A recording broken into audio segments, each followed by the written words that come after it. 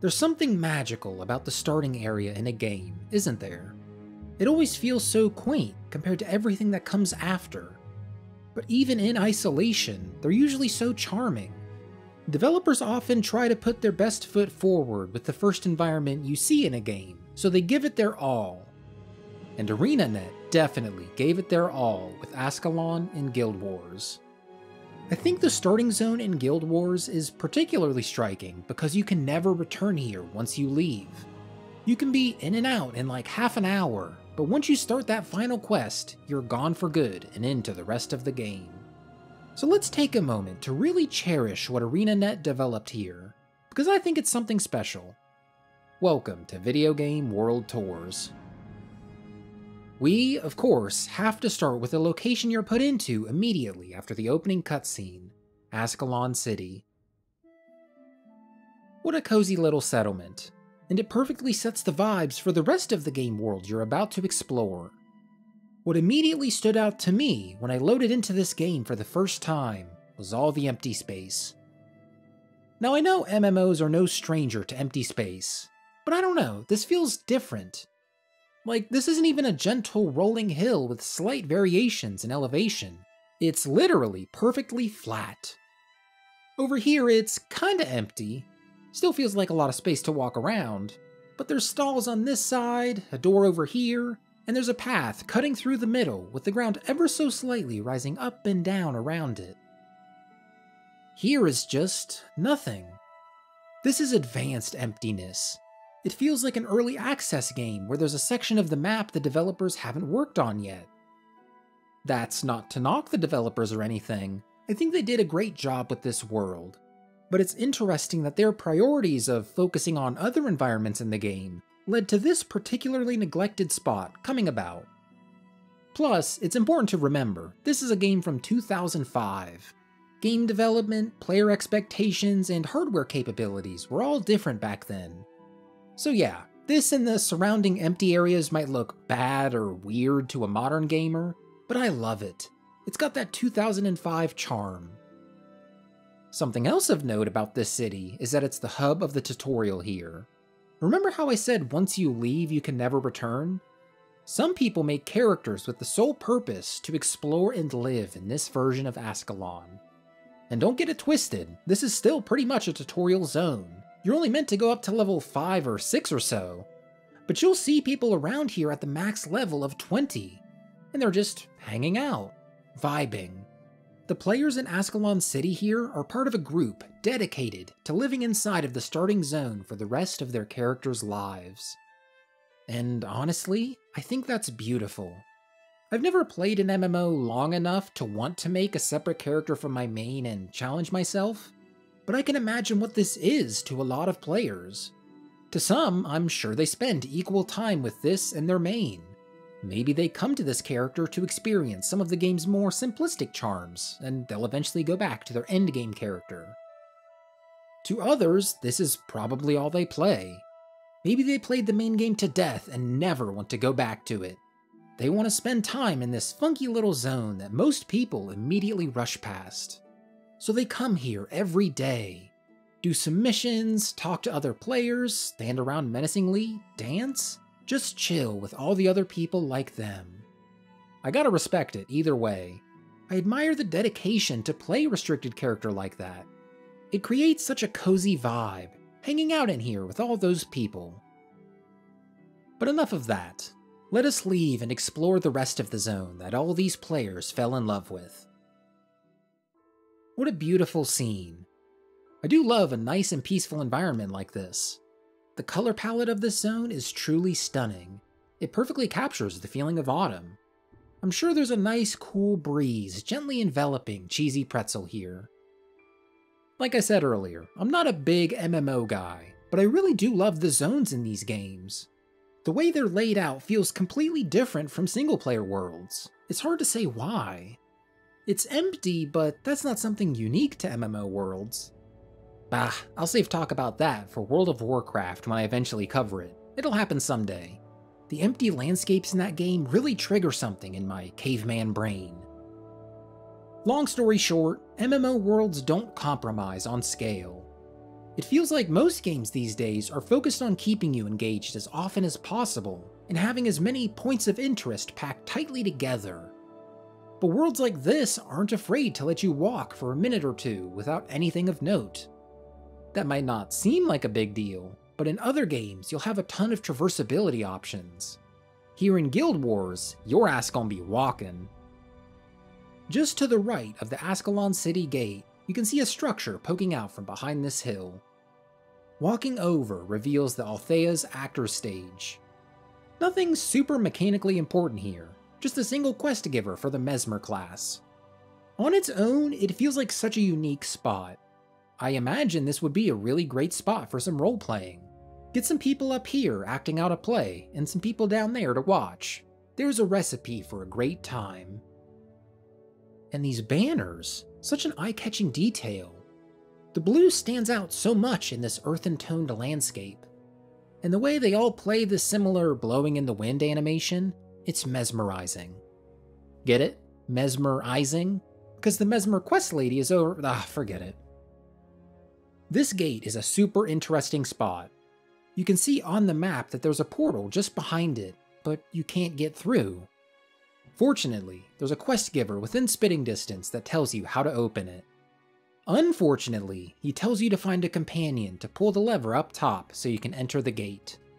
It's timed, so you need someone else to do it. I generally play these games solo, so that's kind of annoying, but I like what it does from a game design perspective. It forces you to interact with other people in this multiplayer game. Or rather, it did.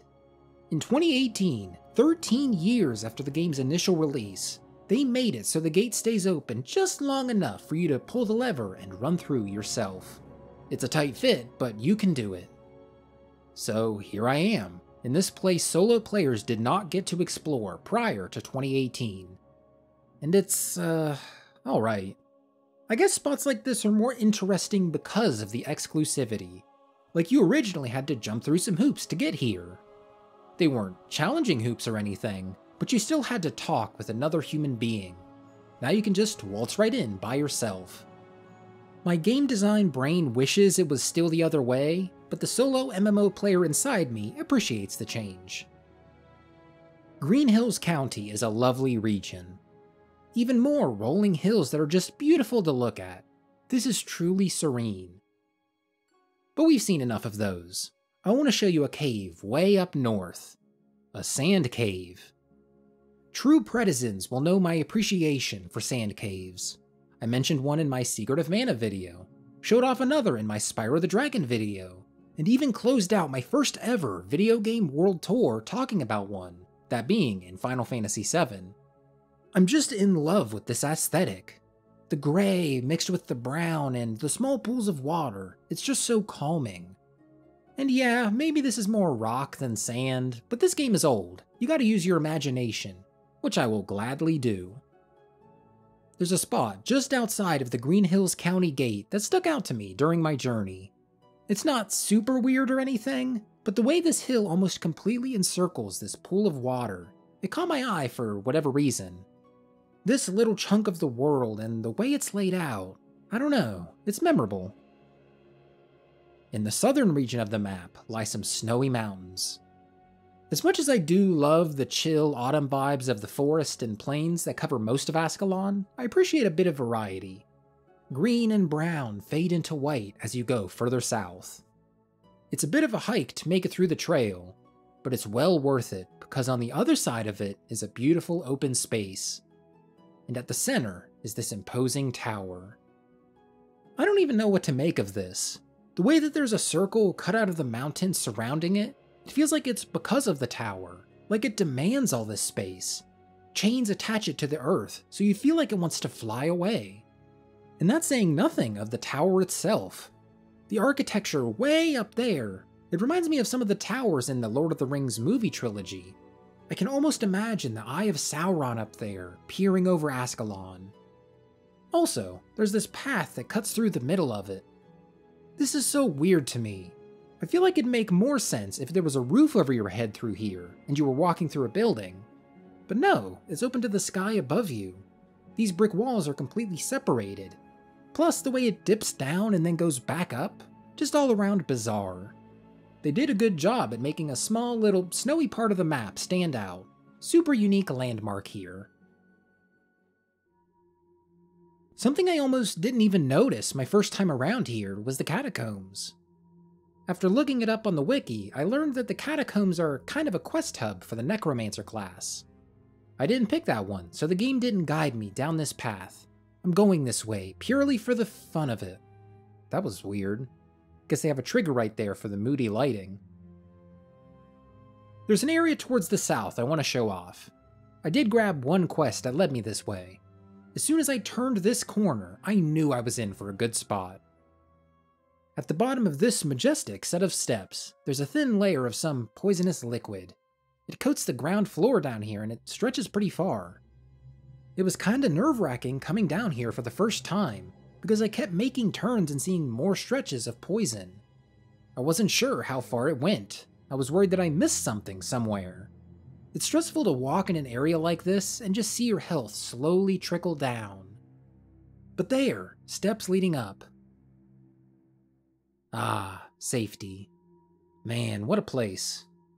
This, I don't even know what you'd call it. It feels holy for some reason. I guess the stained glass and tall ceiling kinda play into that motif. This is such an MMO dungeon. Look at this space here. There is nothing decorating it. Nothing that would give any hints as to what the purpose of all this is in-world. No altar, no dinner table, not even a rug. Your guess as to what this is as good as mine. But what's this?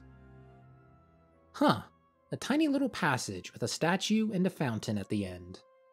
Humans reaching from the ground below at the legs of this imposing figure. Ominous as hell. Wait, is this a fountain?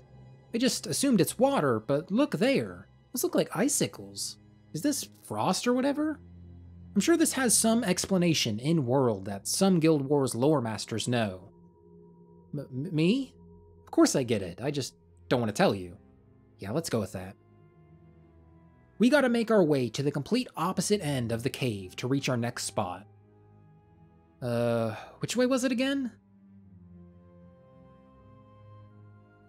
Nah, this can't be it. As cool as the vibes are in this place, I do not like traversing it. It's super maze-like. And the map almost doesn't even help either. Almost. After looking at it, I vaguely know the direction I need to go now. Let us begin the long journey over there.